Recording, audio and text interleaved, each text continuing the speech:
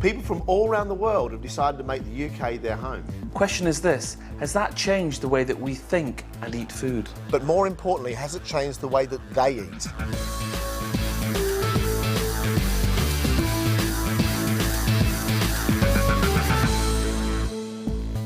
Later in the series, we'll be finding out how easy it is to make sushi. Come up to the top yes. and then roll.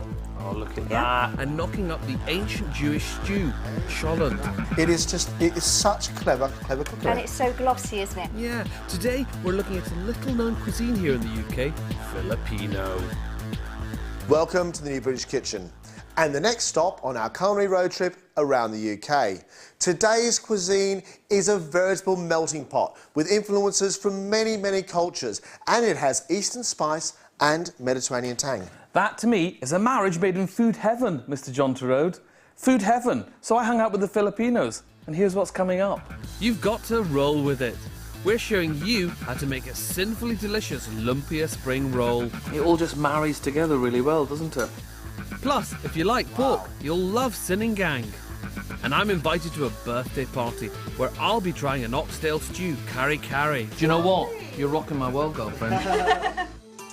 Now let's get this show on the road. We leave London's East End and the New British Kitchen behind us and head west to Earl's Court. Filipinos didn't start immigrating to Britain until the late 20th century, with many making the trip in the 1970s, predominantly to work in nursing and the hotel and catering trade. It's now estimated that around 200,000 have made the UK their home, with the majority settling in the capital. Filipino cuisine has very much been influenced by the different cultures and countries that have had a hand in shaping the country's history. It's a melange of a variety of different flavours, things like Indian, Malay, Chinese, Japanese, Arabic, American, Spanish. I said Spanish. Come on. Yeah, the question is this, my friends. Will British join that list?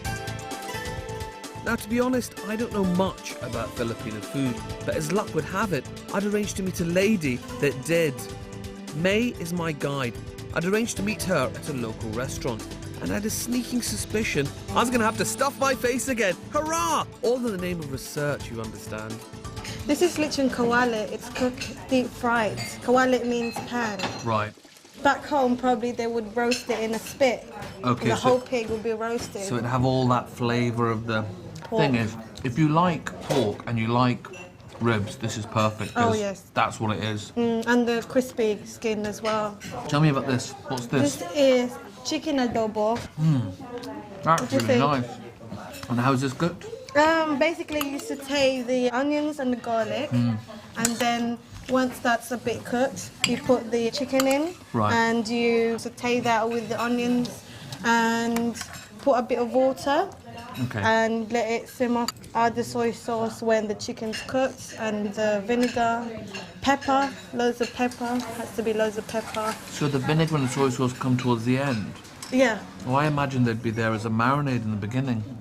No, purely because they say when the chicken's uncooked, it doesn't get the flavour. And when it's cooked already, then it starts to get the flavour into the chicken. What's really interesting, Two different things, isn't it? Totally different. but also they're not massive flavours going on. It's not... It's very simple. We have very simple taste, but it kind of satisfies you in It's a very way. sad. It's very comforting. It is very comforting.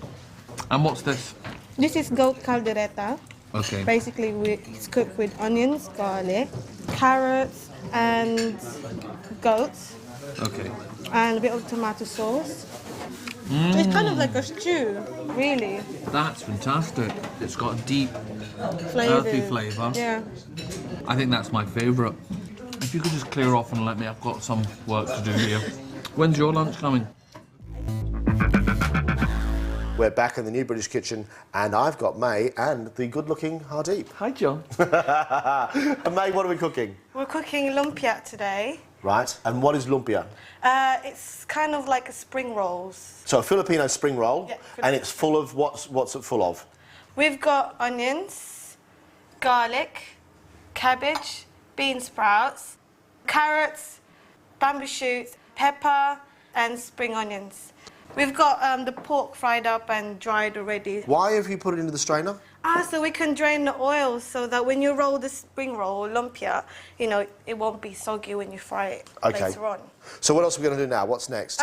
We've got to put the garlic into the pan with hot oil. Yep. Okay. This is exactly your sort of thing, John, isn't it? I love it. I mean, I absolutely, I love Asian food. Absolutely love Asian food because I think there's extraordinary influences from around the world, and I think that's the sort of the interesting thing for us now. Staying in the UK and eating food like this, how much has this recipe changed because of the ingredients you get here compared to what you got in the Philippines? It has changed a little bit. Probably we'll use cabbage instead of pak choy because now all supermarkets have pak choy. Okay, and then whilst you fry that off, we'll just talk about the actual wrappers themselves because the wrappers are fairly important. It's not something you're going to make at home, is it? It's not like a pancake, but more, it's a produced actual wrapper made usually from a mixture of rice flour and water. And then that, of course, we're going to fold and make into your spring rolls. Not a difficult task, but a fun task. Yeah, it's quite fun. Are they similar to kind of the dim sum parcels? A dim sum parcel is usually from fresh dough, which is stretchy. And if you look at this, you can't actually stretch it. It tears. And it comes, and it's quite a solid piece. But you buy them frozen in supermarkets or in Asian supermarkets. So is it just coincidence that all these ingredients are the sort of ingredients when fried, they don't actually emit much liquid? No, you don't, because when you roll up the lumpia, you still need to dry it off anyway. Right. Because you don't want a soggy lumpia. Nothing like a soggy lumpia. That's no good, is it? No, it's no good. We don't want to cook it very much, do you? No, you don't want to cook it too much. So the veg will stay sort of al dente? Yeah, because you will cook it again anyway. You'll fry up the lumpia on the hot oil, so they'll cook again. I always worry, John, about things that cook twice, about the fear of overcooking them the first time and then not cooking them enough, especially when there's meat involved. I think one of the great things about Asian food is that most things are cooked twice because of bacteria, and it's actually quite safe. And usually the fact is you cook something like this and then you deep fry it in such huge amounts of boiling hot fat to get rid of all that stuff. And don't forget, we're talking about culture which hasn't had refrigeration until very, very recently. Now, as a deft master, as a man who has made a couple of spring rolls in his life, I'll tell you what, let's see if I can make one and you make one. And let's see how good I am compared to you. So can I just say that John's Filipino name translates as spring roll. That's how accomplished John Turod is. Egg white in the corner to seal it up, and then we fold over, and we pull it back, don't we? So you've got the actual filling inside. Fold over the ends. Yep. Ooh. And then we fold in. Oh, look at you! You've made so fast. I know, but look at mine. Yours is slightly more slender, slightly more effeminate, John. You just drop those into some hot oil, but not deep fry them. You just do them and fold and turn them over, do you? Yeah, you just turn them over because you don't need to cook it for a very long time, just to get the wrap Can up crispy. Can I pull these ones that we've got in the oven out? Can I do that? That's my special job. What do you serve with this, Mae? Oh, you serve it with white vinegar, with some garlic, chopped garlics and onions with it. Very good. Now, Hardy, what do you think? I think these look absolutely... They smell amazing and look delicious.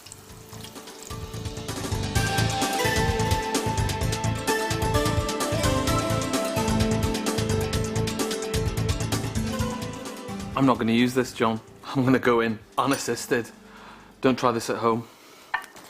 Yes, it definitely is finger food, isn't it? So what's this? Definitely. What's this sauce here? White vinegar sauce with chopped onions and garlic. That's all you need with it, really. Slightly dip it. It all just marries together really well, doesn't it? So from food of the cooked variety, we head round the corner in search of supplies. And where better to find a fine array of Filipino lovelies than in a Filipino supermarket? Dottie, tell me, this is your supermarket. What sort of stuff do you get here? Because I've had a look around and it seems there's everything from almost every type of cuisine available here. Yes, we actually have some product from Thailand, and some of those are from the local market here, but some from Kenya, some of Colombia, but a big amount of these products are from the Philippines. Okay, and there's one thing I found. Just wait there. All right. Edible Yeah. pig's blood. Yeah, we call it dinuguan. It's a black pudding food with meat mixed with blood. And has Filipino food at all been influenced by British food? I mean, are you using any British ingredients in Filipino cooking? Oh yes, especially the fruits and these other vegetables, I mean. Which sort? The cauliflower, the broccoli, the beans, the mustard.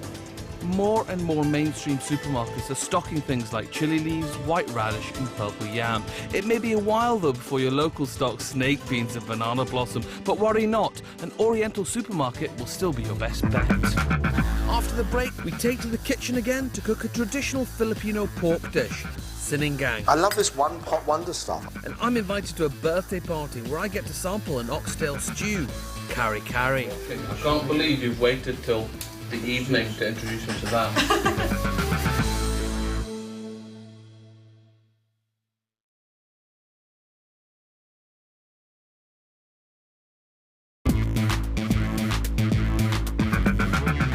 Welcome back to our celebration of Filipino cuisine. In the new British kitchen today, We've made some sizzling lumpia rolls in the kitchen, and I'd eaten myself stupid in a Filipino restaurant. What do you think?